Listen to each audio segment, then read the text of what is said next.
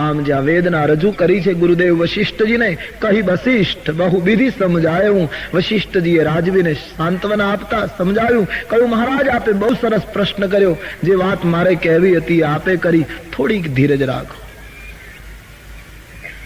તરહું ધીર હોય સુતચારી અને ત્રિભુવન વિદિત ભગત ભય હારી. મહારાજ થોડી પ્રતીક્ષા કરો, એક પુત્ર નહીં, આપને 4 પુત્રોની પ્રાપ્તિ થશે અને એ સામાન્ય નહીં, ત્રિભુવનને ઉજાગર કરશે,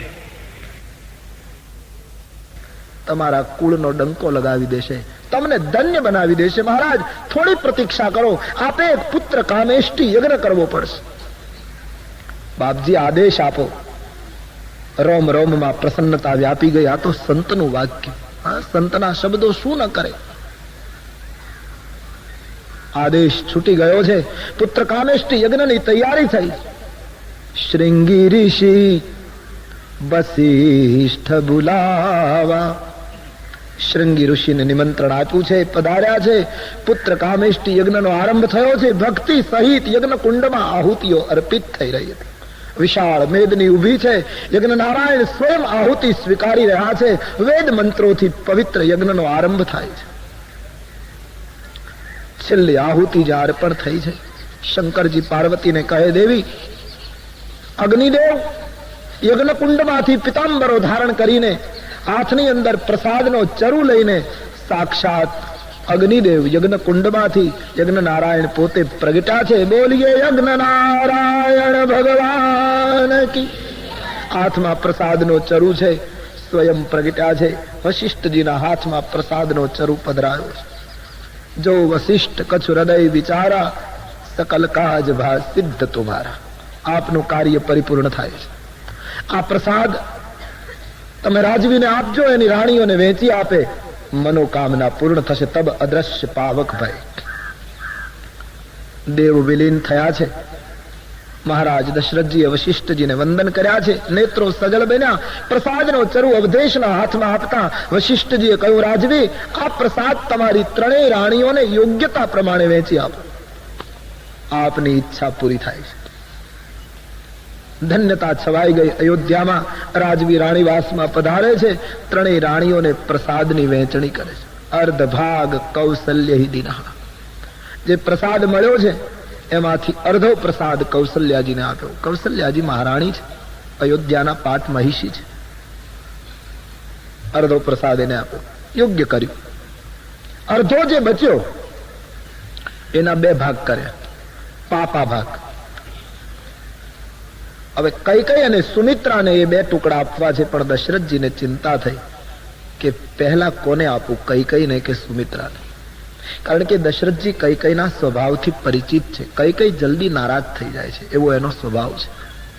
દશરથજી થોડા કૈકેયીના તરફ વધારે ખેંચાયેલા રહેતા હતા. કૈકેયી અતિ સુંદર હતા અને પરિણામે કૈકેયી નારાજ થાય એમ દશરથજી ઈચ્છે નહીં. તો કૈકેયીને પહેલો પ્રસાદ આપી દઉં તો કૈકેયી ખુશ થઈ જાય. પણ બીજો વિચાર એ આવ્યો કે કૈકેયીને ખુશ કરવા માટે હું સુમિત્રાને અન્યાય કર્યા કરું, એ પણ બરાબર નહીં. સુમિત્રાનો દરજ્જો પણ એ છે.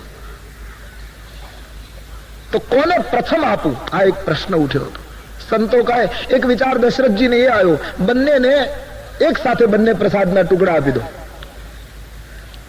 પણ તો પ્રસાદની વહેંચણી ડાબા હાથે કરી શકાય નહીં. તો જમણા હાથે કોને આપવું, ડાબા હાથે કોને આપવું, એ પ્રશ્ન આવતો. ઘણી રાણીઓ એ કાળમાં લોકો પરણતા હતા ને. એ તો ધન્ય છે રામજીએ કે રામરાજ્ય કરવા માટે એક પત્ની વ્રતની ઘોષણા કરી. એક વસ્તુ તો ચોક્કસ ને કે મહારાજ દશરથજી ઘણી રાણીને પરિણ્યા ન હોત તો રામ વનવાસ ન થાત, રામરાજ્ય તુરત આવ્યું. ઘણી રાણીઓને પરિણ્યા, એમાં કેટલાને રાજી કરવા, કેટલાને, એ કેટલું એક મોટી વિપત્તિ હતી. એ રામજીએ ક્રાંતિ કરી છે કુળમાં. દશરથજીએ નિર્ણય કર્યો, પહેલા કૈકેયીને ખુશ કરી દઉં, સુમિત્રા બોલશે નહીં, સુમિત્રાના માટે પછી નિર્ણય કરું. એટલે પા ભાગનો પ્રસાદ કૈકેયીને આપી દીધો. અર્ધો ભાગ કૌશલ્યાજીને, પા ભાગ કૈકેયીને. હવે પા ભાગ જે બચ્યો એના 2 હિસ્સા કર્યા. એક કૌશલ્યાના હાથમાં અને એક કૈકેયીના હાથમાં આપીને કહ્યું, તમે બંને રાણીઓ સુમિત્રાને આપ્યું. એટલે કે અયોધ્યાના રાજવી દ્વારા, અયોધ્યાના સમ્રાટ દ્વારા સન્માનિત બંને રાણીઓ, તમે હવે સુમિત્રાનું સન્માન કરો. એટલે દરેક રીતે સુમિત્રાનું ગૌરવ વધારી દીધું. આટલા મોટા મહિપતિએ જેનું સન્માન કર્યું, મહિપતિ દ્વારા સન્માનિત રાણીઓ સુમિત્રાને પ્રસાદના 2 ટુકડા કૈકેયી અને કૌશલ્યા જ્યારે સુમિત્રાજીને આપે છે, સુમિત્રામાં ગદગદિત બન્યા છે. કૌશલ્યામાં કૈકેયી અંબા, હા બેન, અયોધ્યાના સમ્રાટે તમારું પ્રથમ સન્માન કર્યું બંને દેવીઓનું, અને અવધના સમ્રાટ દ્વારા સન્માનિત તમે રાણીઓ મને પ્રસાદ આપીને સન્માનિત કરો છો. હું આનો બદલો કઈ રીતે આપીશ? સુમિત્રા કહે. સુમિત્રાજીએ કૌશલ્યા અને કૈકેયીને કહ્યું, આનો બદલો હું આપી શકું એમ નથી. એક પુત્ર હું તમારા પુત્રની સેવામાં અર્પણ કરીશ, અને બીજો પુત્ર કૈકેયીમાં તમારા પુત્રની સેવામાં અર્પણ કરી દે. 2 પુત્રમાંથી હું એકેય પુત્રને મારી પાસે નહીં રાખું. તમારા સન્માનનો બદલો બંને પુત્રો, તમારા બંનેના પુત્રોની સેવામાં હું સમર્પિત કરીશ. સુમિત્રાજીએ નિર્ણય કર્યો. બસ એહી વિધિ ગર્ભ સહિત સબરાની. માતાઓએ પ્રસાદનું ભક્ષણ કર્યું છે. સગર્ભા સ્થિતિનો અનુભવ થવા લાગ્યો છે. કૌશલ્યા માના ગર્ભમાં હરિ પધાર્યા છે. રામાયણકારે લખ્યું છે, જા દિન તે હરિ ગર્ભ અહીં આય. કૌશલ્યાના ઉદરમાં જ્યારથી પ્રભુ પધાર્યા છે, ત્યારથી સમસ્ત લોકની અંદર સુખ, શાંતિ અને સમૃદ્ધિ વધવા લાગી છે. અયોધ્યાના ભૂમિને કોઈ 4-5 આંગળ જ્યાં ખોદે તો મણીઓ નીકળવા લાગ્યા છે. સરયુમાં પાણી નથી વહેતું, અમૃત વહેવા લાગ્યું છે. વનસ્પતિઓ કાળ ગતિને ત્યાગી અને ફળફૂલ આપવા લાગી છે.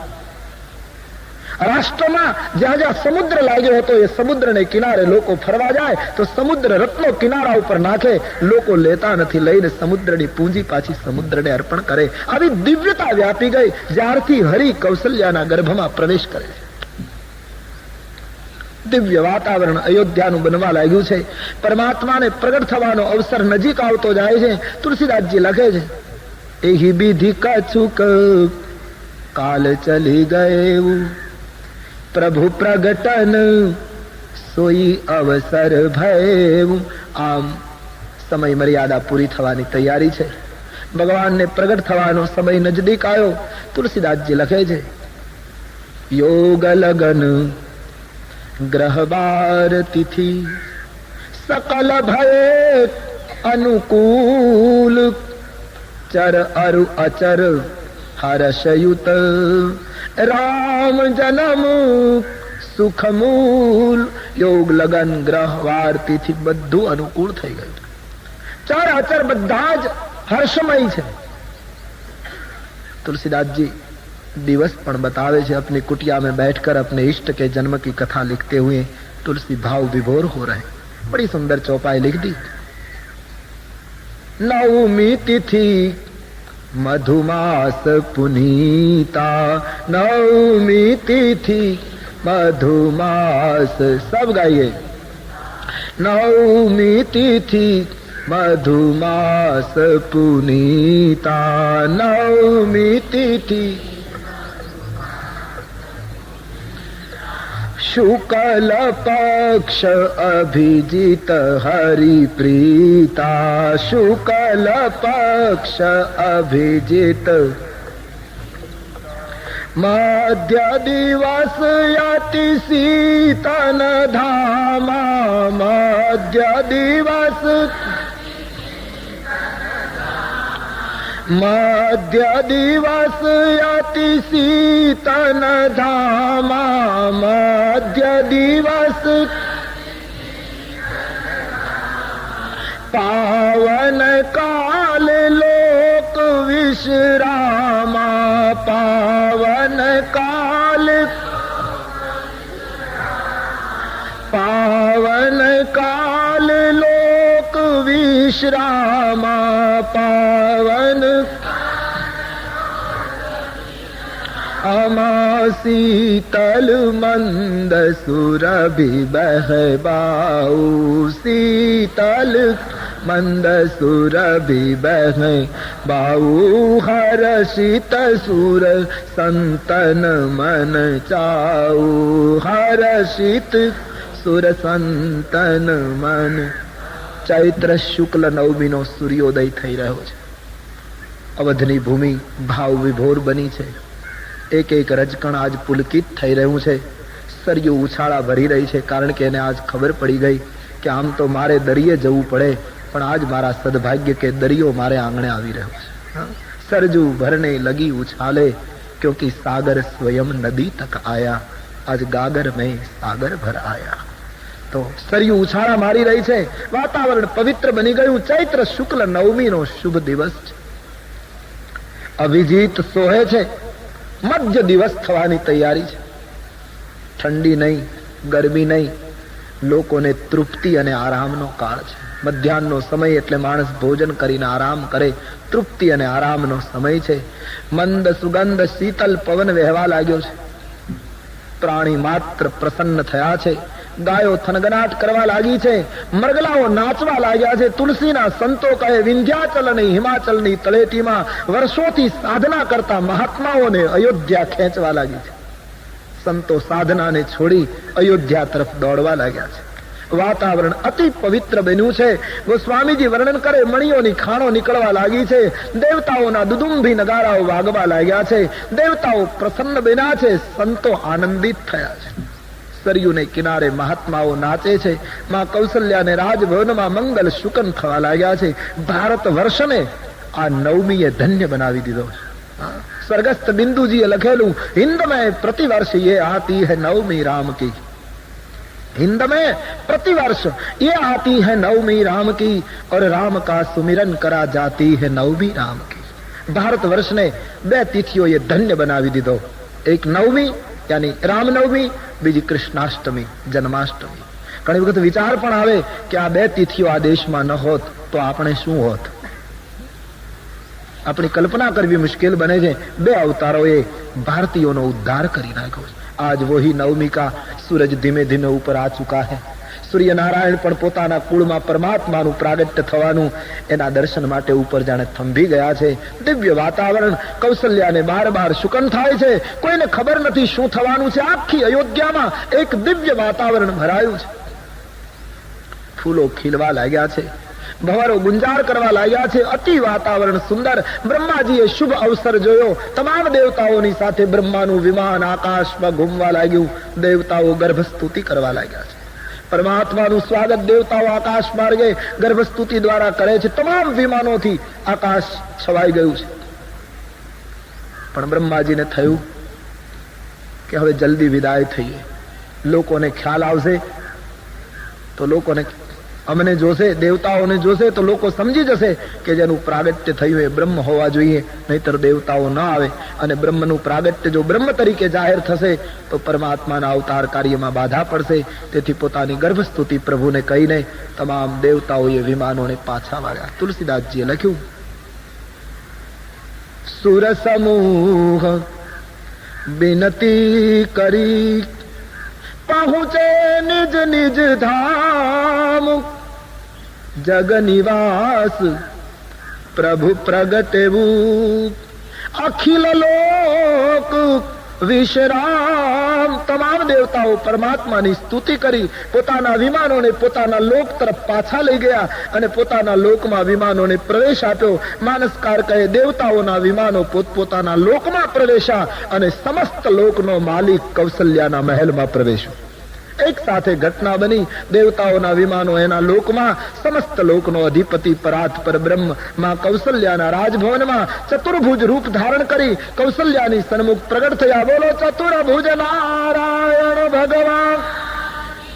માં કૌશલ્યાજીની સન્મુખ ચતુર્ભુજ રૂપે પરમાત્માનું પ્રાગટ્ય થયું. આખો મહેલ પ્રકાશ પુંજથી ભરાઈ ગયો. માં કૌશલ્યાએ દિવ્ય રૂપની ઝાંખી કરતા હાથ જોડી મુખમાંથી શબ્દો સરી પડ્યા, ભય પ્રગટ કૃપાલા દીન દયાલા કૌશલ્યા ગીતકારી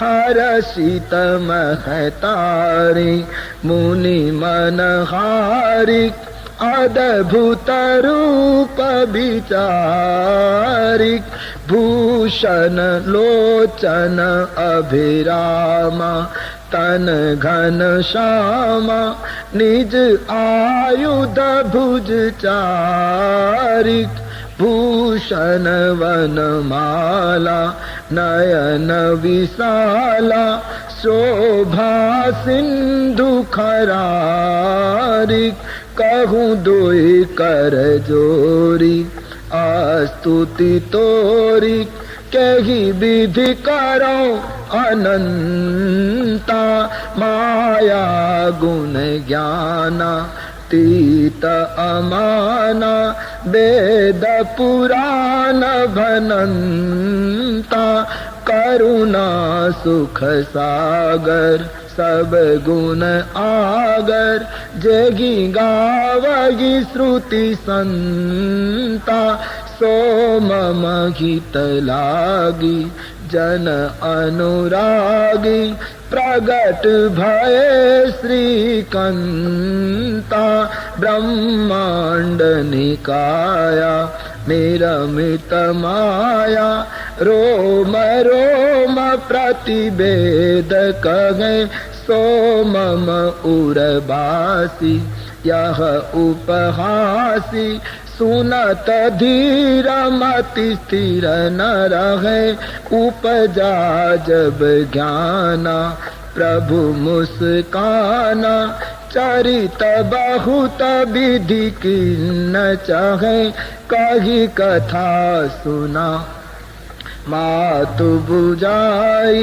जही प्रकार सुत प्रेम लगे माता पुनि बोली सोमति डोली तजहु तात यह रूपा की जैसी सुलीला अति प्रेयशीला यह सुख परमयनूपा सुनी बचन सुजाना रोदन ठाना होहि बालक सुर भूपा यह चरित जगावै हरि पद पावै ते न परगी भवकूपा भय प्रगट कृपाला दीन दयाला कौशल्या हितकारी परमात्माનું ચતુર્ભુજ રૂપે પ્રાગટ્ય થયું. માં કૌશલ્યાજી પ્રાર્થના કરવા માટે અસમર્થતા પ્રગટ કરે. હું કયા શબ્દોમાં અનંત તારી સ્તુતિ કરું? આપ તો આટલે મહાન વિરાટ છો. પ્રાર્થના કરી, માને જ્ઞાન થયું, ભગવાન હસ્યા અને માતાને હું શું કામ આવ્યો છું એ બધી કથા કહી દીધી. અને પછી સંતો એમ કહે છે કે કૌશલ્યામાં ચતુર્ભુજ નારાયણની આગળ પોતાનો ચહેરો ફેરવી લે છે. ચતુર્ભુજ સ્વરૂપે માતાજીને કહ્યું, માં કેમ ચહેરો ફેરવે? બોલે, મહારાજ આપ પ્રગટ્યા, મેં આપની સ્તુતિ કરી, મને આનંદ થયો, એ બધું બરાબર, પણ આપ વચન ચૂક્યા છો. આપ વચન ચૂકી ગયા છો. પરમાત્માએ કહ્યું, કયું વચન? બોલે, આપે એવું કહ્યું હતું અમને કે હું તમારે ત્યાં પુત્ર બનીને પ્રગટ થઈશ. આજે આપ પિતા બનીને પ્રગટ થયા છો. મહારાજ, ભારતીય માતાનું વાત્સલ્ય કેવું હોય, એનો પ્રેમ કેવો હોય, એનો અનુભવ કરવો હોય તો કી જય શિશુ લીલા. આપ ચતુર્ભુજ રૂપ બદલી અને બાળ લીલા કરો, બાળ સ્વરૂપ ધારણ કરો. મને એ સ્વરૂપ પ્રિય છે. આમ કૌશલ્યા માએ જ્યારે પ્રભુને આદેશ આપ્યો કે આપ બાળક બનો, એ જ ક્ષણે અનંત કોટી બ્રહ્માંડનો નાયક માતાની ભક્તિને વશ થઈને તુલસીદાસજી કહે ચતુર્ભુજ રૂપને વિલીન કરે છે. કી જય શિશુ લીલા. જે આટલું કહ્યું, સુની બચન સુજાના રોદ અને ઠાના ઓહી બાલક સુરભૂપા. તુલસીદાસજી કહે અનંત ઈશ્વર માના આદેશને વશ થઈને બાળ સ્વરૂપ ધારણ કરી કૌશલ્યા માના સન્મુખ રુદન કરવા લાગ્યા. હવે રામનું પ્રાગટ્ય થયું. બોલો રામચંદ્ર ભગવાન વિપ્રધેનુ સુર સંતહિત લીનહ મનુજ અવતાર નિજ ઈચ્છા નિરમિત તનુ માયા ગુણ ગોપાર. પરમાત્મા રુદન કરવા લાગ્યા. દાસીઓને સમાચાર મળ્યા કે કોઈ બાળક રડે છે. કઈ કઈ સુમિત્રાને ખબર હતા. માતાઓ દોડતી આવી. દાસીઓ અયોધ્યાના દરબારમાં જઈ મહારાજને કહે, મહારાજ વધાય હો. દશરથજીએ કાને શબ્દ સાંભળ્યો, પરમાનંદમાં ડૂબેલા મહીપતિ આવે છે.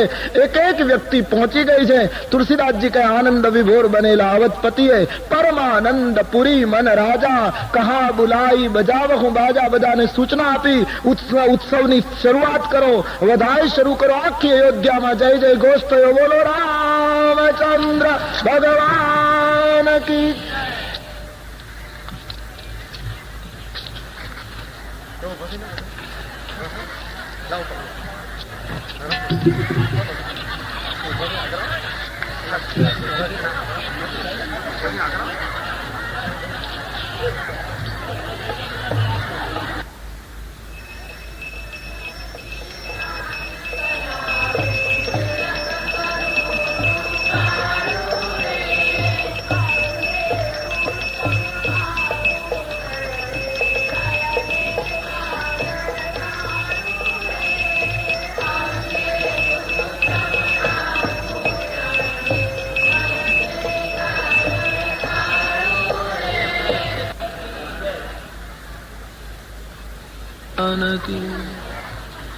श्री राम जय जय राम.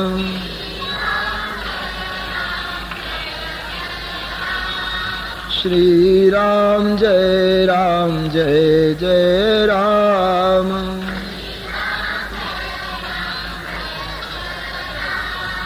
श्री राम जय जय राम.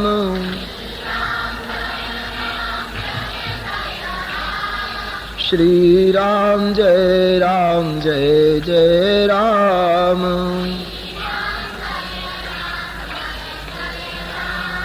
श्री राम जय जय राम. श्री राम जय जय राम. श्री राम जय जय राम. श्री राम जय जय राम. श्री राम जय जय राम. श्री राम जय जय राम. श्री राम जय जय राम. ભગવાન રામજીનું પ્રાગટ્ય થયું. વશિષ્ઠ આદિ સંતોને નિમંત્રણ ગયું છે. બ્રાહ્મણોની સાથે ઋષિઓની સાથે વશિષ્ઠજી પધાર્યા છે. તબ નાંદી મુખ શ્રાદ્ધ કરી જાત કરમ સબ કીન આટક ધેનુ બસન મણી નૃપ વિપ્રન કહ દીન. વશિષ્ઠાદિ મહાપુરુષો આવ્યા છે. અંદિમુખ શ્રાદ્ધ જે કંઈ જાત કર્મો કરવા જોઈએ તે બધા કરાવ્યા છે પુત્ર જન્મ પ્રસંગે. અને આ મહાન પ્રસંગે દશરથજીએ બ્રાહ્મણોને ગાયો, મણીઓ અને સુવર્ણનું દાન કર્યું છે. યાચકોને અયાચક કરી દીધા. એટલી દાન દક્ષિણા અયોધ્યામાં આપવામાં આવી. ચારે બાજુ વધાય બોલાય છે. તુલસીદાસજી લખે છે, આટલો આનંદ હજી જાણે ઓછો છે અને એ અધૂરા આનંદની પૂર્તિ થતી હોય એક નવા સમાચાર રાજભવનમાંથી આવ્યા. ઉત્સવ ઉજવાતો હતો, વધાય બોલાતી હતી, એમાં એક નવા સમાચાર આવ્યા. કઈ કઈ સુતા સુમિત્રા દો. એક નવા સમાચાર આવ્યા. મહારાજ એક નવી વિધાય બોલે. શું? કે અમારી કઈ કઈ માતાએ એક પુત્રને જન્મ આપ્યો અને સુમિત્રાજીએ 2 પુત્રોને જન્મ આપ્યો. અયોધ્યાનો આનંદ 4 ગણો થઈ ગયો. કિલ્લાની બહાર આનંદ વહેવા લાગ્યો છે. તુલસીદાસજી કહે, આનંદનું કયા શબ્દોમાં વર્ણન કરવું? અબીલ ગુલાલ ઉડે છે. રાજભવનના પગથિયા માણસોના ધસારાને લીધે એ પથ્થર રજકણ થવા લાગ્યો. ત્યાંની આટલો બધો ધસારો લોકોનો. પુત્રના દર્શન કરવા માટે અનેક લોકો આવ્યા છે. જય જયકાર થતો હતો. અયોધ્યાનું આ કૌતુક અને અયોધ્યાનો આ આનંદ જોઈને સૂર્યનારાયણ થંભી ગયા. રામચરિત માનસમાં એમ લખ્યું છે કે અયોધ્યાનો ઉત્સવ જોવામાં અને એ આનંદ અનુભવવામાં સૂર્યનારાયણને અસ્ત થવાનું ભૂલાઈ ગયું, એટલે 1 મહિના સુધી એ અસ્ત જ ન પામ્યા. 1 માસ સુધી દિવસ રહ્યો એવું રામાયણમાં લખ્યું છે. હવે સ્વાભાવિક બુદ્ધિ નહીં પકડે કે 1 મહિના સુધી રાત જ ન પડે અને સૂર્યનારાયણ એમનેમ રહે, એ કેમ માનવું? પણ મારે પહેલી સ્પષ્ટતા તો એ કરવી કે જગતમાં બધી વસ્તુ કઈ બુદ્ધિથી નથી પકડાતી. ક્યાંક તો બુદ્ધિને એક બાજુ મૂકી દેવી પડે છે. ઈશ્વરની આજ્ઞાથી ચાંદ, સૂરજ, આ પ્રકૃતિ બધું કામ કરે. એ ખુદ પરમાત્મા જયારે બાળક રૂપ લઈને અયોધ્યામાં આવ્યા હોય એ વખતે કદાચ સૂર્ય 1 મહિનો થંભી જાય તો એમાં આશ્ચર્યને કોઈ સ્થાન નથી. સૂર્યનારાયણને થયું હશે મારા વંશમાં બ્રહ્મનું પ્રાગટ્ય થયું, લાવ દર્શન કર્યા પછી આગળ જાઉં. પણ 1 મહિનો કે એટલો અમુક સમય થયા વગર કૌશલ્યાજી રામને લઈને બહાર આવે નહીં, અને જ્યાં સુધી રામને લઈને બહાર ના આવે ત્યાં સુધી સૂર્યને દર્શન થાય નહીં. એટલે આજે દર્શન થશે, કાલે થશે, એ પ્રતીક્ષામાં માનો 1 માસ વીતી ગયો. એમ છતાં ગળે ન ઉતરે. તો રામજીનું પ્રાગટ્ય થયું ત્યારે લોકો એટલા બધા પરમાનંદમાં ડૂબ્યા કે દિવસ અને રાત કેમ જાય છે એની 1 મહિના સુધી કોઈને ખબર ન પડી. 1 મહિના સુધી રામનવમીને દિવસે બપોરના 12 વાગે જે ઉત્સવ થયો એટલો ઉત્સવ 1 મહિના સુધી અયોધ્યામાં એક રૂપ રહ્યો. અતિશય આનંદના દિવસો કેમ ગયા તે ખબર ન પડી. કોઈને ખાવાનું સુવા યાદ જ નથી. બસ રામમય બની આખી અયોધ્યા ડોલે છે. આમાં 1 માસ ગયો ખબર ન પડી. તુલસીદાસજીએ તો સ્પષ્ટ લખ્યું છે, માસ દિવસ કર દિવસ ભા, 1 મહિનાનો દિવસ થયો, કોઈને મર્મની ખબર ન પડી. રથ સમેત રવિ થાકેવું, નિશા કવન વિધિ હોય. આમ અયોધ્યા ધન્ય બની ગઈ પ્રભુના આગમનથી. ભગવાન શંકર કથા કહેતા કહેતા ભવાનીને કહે છે, દેવી, રામનો જન્મ થયો ના ત્યારે હું અને કાગભૂષણજીજી બંને મનુષ્યના રૂપ લઈને અયોધ્યા ગયેલા. બોલે મહારાજ આપ ખુદ ગયેલા? કે હા, એ પ્રસંગે હું ત્યાં પહોંચેલો. પણ દેવી, એ વખતે અમને કોઈ રાજભવનમાં પ્રવેશ કરવા દેતું નહોતું. હું અને ભૂષણજી મનુષ્યના રૂપમાં અંદર જવા જઈએ તો ચોકીદારો ધક્કો મારીને બહાર કાઢે કે તમે અજાણ્યા માણસો છો, અમારી રાણીઓને ત્યાં આટલી ઉંમરે પુત્ર જન્મ થયો, તમારી નજરનો ભરોસો નહીં, તમે અજાણ્યા છો. અમને ધક્કો મારીને લોકો સરયુને કિનારે મૂકી જાય. વળી અમે ગિરદીમાં જઈએ, વળી ધક્કો મારીને કાઢી મૂકે. અમને કોઈ પ્રવેશ આપતું નહોતું. એમ તો ન કહેવાય કે હું શિવ છું તો બધો પડદો તૂટે. પછી પાર્વતી અમે કપટ કર્યું, એક ચોરી કરી. બોલે મહારાજ ચોરી કરી? કયા? શું કર્યું? અમે બંને જ્યોતિષીઓના રૂપ ધારણ કર્યા. હું વૃદ્ધ જ્યોતિષી બન્યો, ભૂષણજીજી મારો શિષ્ય બન્યો, અને અમે દશરથજીને કહેવડાવ્યું કે મહાન જ્યોતિષ વિદ્યાથી પારંગત હિમાલયની તળેટીમાંથી તાજી જ સાધના ભણી અને 2 મહાપુરુષો આવ્યા છે. તમારા 4 બાળકોના જન્માક્ષર, જન્મકુંડળી તત્કાળ કરી આપશે.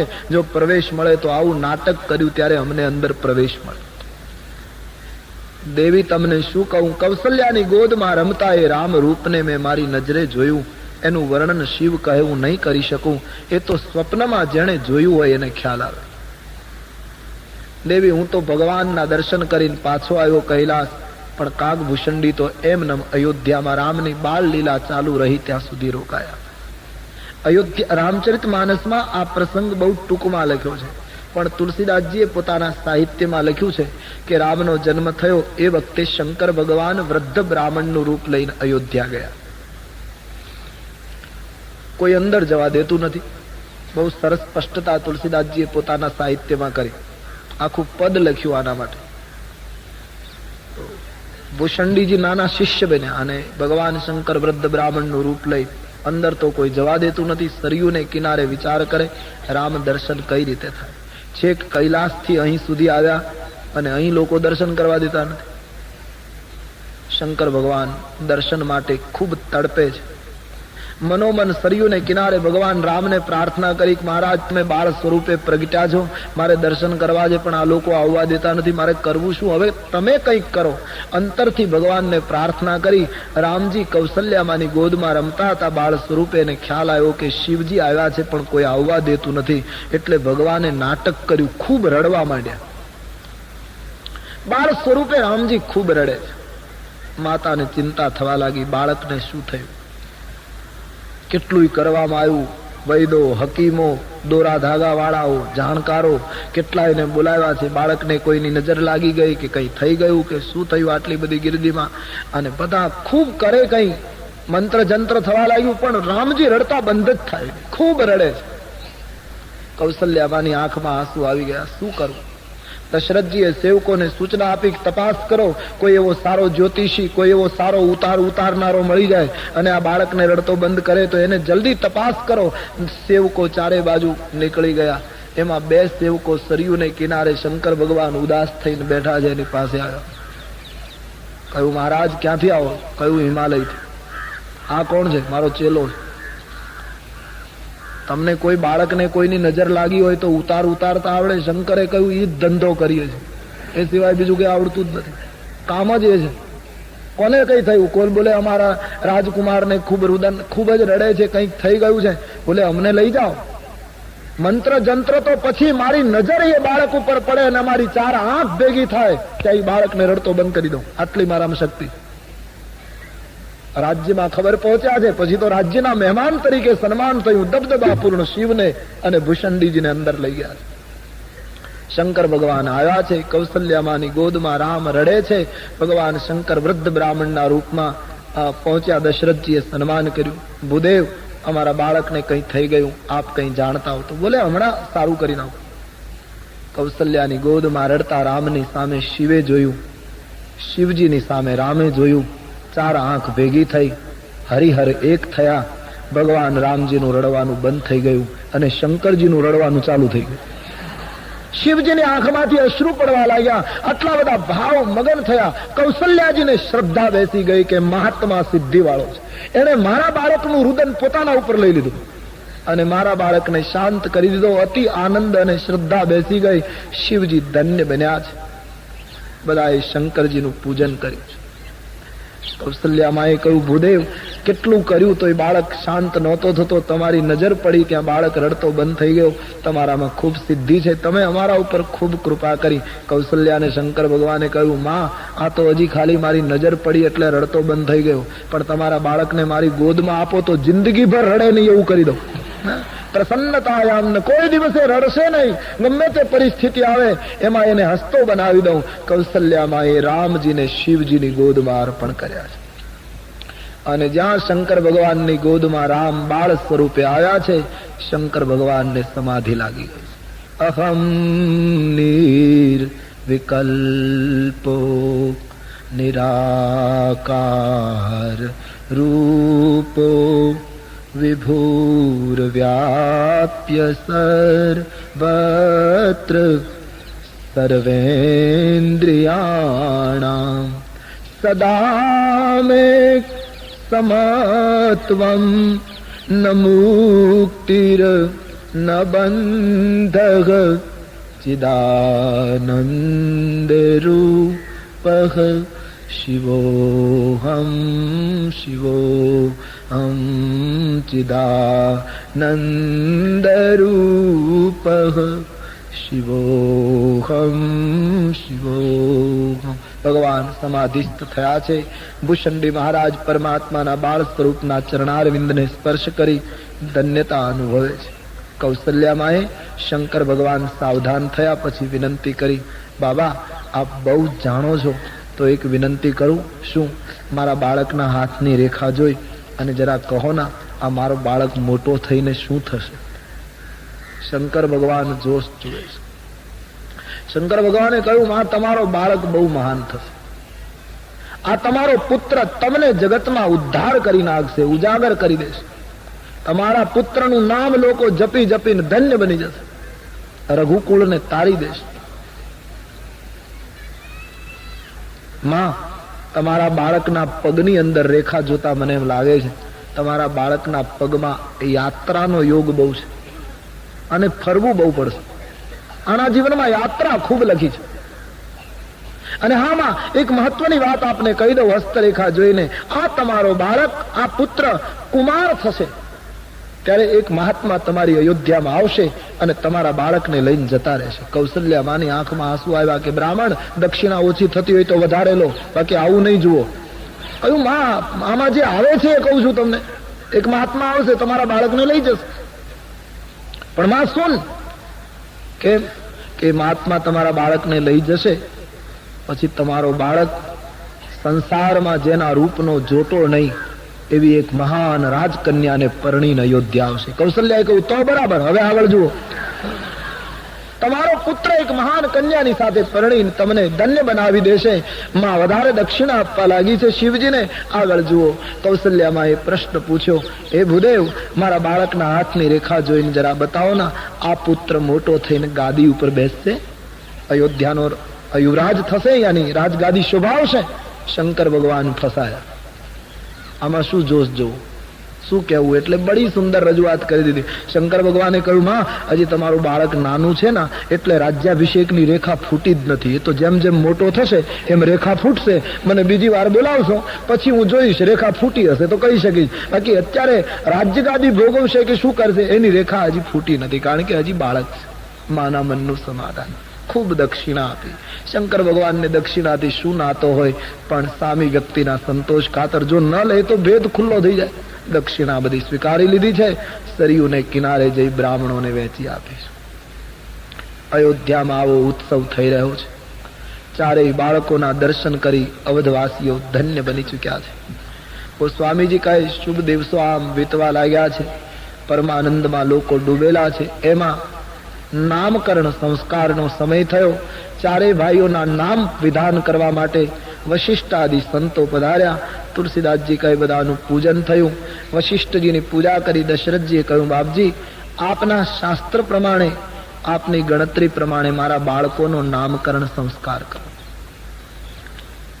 કૌશલ્યા, સુમિત્રા અને કઈ પોતાના બાળકોને ગોદમાં લઈને બેઠા છે. મોટો સમારંભ થયો, નામકરણ ઉત્સવ. વશિષ્ઠજી કૌશલ્યાની ગોદમાં રમતા એ શ્યામ સ્વરૂપ બાળકના મસ્તક ઉપર હાથ મૂકીને દશરથજીને કહેવા લાગ્યા, હે અવધપતિ, આજે કૌશલ્યાનંદન છે ના, એનું એક નામ નથી, એના અનેક નામ છે. વેદો કહે છે એક કરતા એક નામ ચડિયાતા છે. છતાંય હે અવધપતિ, એ બધા નામ શ્રેષ્ઠ છે, પણ છતાંય આ તમારા પુત્રનું નામ હું રામ રાખવા પ્રેરાવું છું, કારણ કે આનું નામ લેવાથી લોકો આરામ અને વિશ્રામનો અનુભવ કરશે. જે સ્વયં આનંદનો સિંધુ છે, આખા જગતને આનંદ પ્રદાન કરશે. નામ સ્મરણથી લોકો વિરામની પ્રાપ્તિ કરશે. માટે આ તમારા પુત્રનું નામ હું રામ રાખવા પ્રેરાવું છું. સો સુખધામ રામ અસનામા, અખિલ લોકદાયક વિશ્રામા. સમગ્ર જગતને જે વિશ્રામ આપશે એનું નામ હું રામચંદ્ર રાખું છું. આખી સભાને નામ ખૂબ ગમ્યું. સભા એક અવાજે બોલી ઉઠી, બોલો રામચંદ્ર ભગવાન. કૌશલ્યાનંદનનું નામ રામચંદ્ર રાખ્યું છે. આપણા દેશમાં સંતોએ કહ્યું, અને એ હકીકત, કે 3 રામ થયા. એક તો જેની કથા આપણે સમજી રહ્યા છીએ તે કૌશલ્યાનંદન રામ. બીજા શ્રી કૃષ્ણના મોટા ભાઈ બલરામ. અને ત્રીજા આ દેશના શાસકો અને ક્ષત્રિયો જ્યારે નીતિ ચૂકી ગયા ત્યારે પોતાનો પરશુ લઈને 21 વખત ધરતીને નક્ષત્રી કરી, એ પરશુરામ. એક ચંદ્રરામ, બીજા બલરામ અને ત્રીજા પરશુરામ. 3 રામે ભારતીય ગૌરવ વધાર્યું. રામચંદ્ર નામ રાખી વશિષ્ઠજી આગળ ગયા. કઈ માતાની ગોદમાં રામના જેવી જ અણસાર અને શ્યામ સ્વરૂપે એક બીજું બાળક રમે છે. એના મસ્તક ઉપર હાથ મૂકી વશિષ્ઠજીએ કહ્યું કે વિશ્વ ભરણ પોષણ કરજોઈ, વિશ્વ ભરણ પોષણ કરજોઈ, તાકર નામ ભરત યસ હોઈ, જાતે સુમિરન તેરી પુનાસા, नाम शत्रुघ्न वेद प्रकाशा, नाम शत्रुघ्न वेद प्रकाशा। કૈકેયીની ગોદમાં રમતા બાળકની સામે જોઈ વશિષ્ઠજીએ કહ્યું, આનું સ્મરણ કરવાથી જગતનું ભરણ પોષણ થશે, એટલા માટે આ બાળકનું નામ હું ભરત રાખું છું. ભરતનું નામ જપવાથી વિશ્વનું ભરણ પોષણ થાય. એનો અર્થ શું?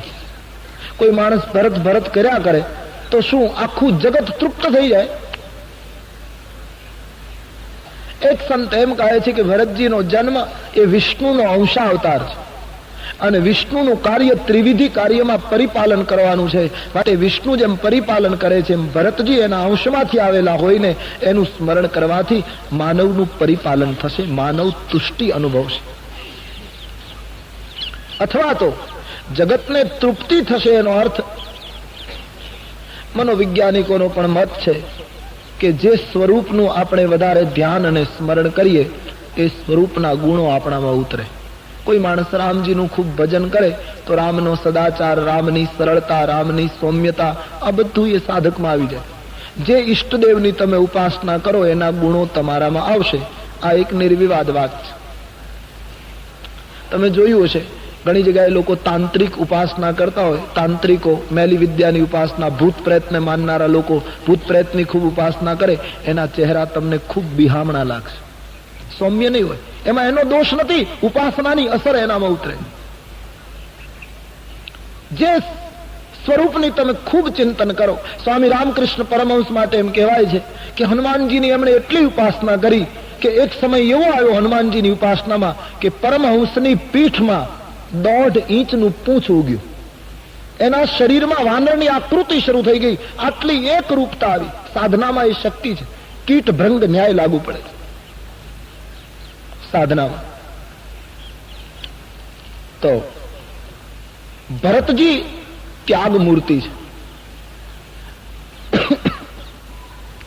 અને આ ત્યાગ મૂર્તિ ભરતનું કોઈ સ્મરણ કરશે તો એનામાં ત્યાગના સંસ્કારો આવશે.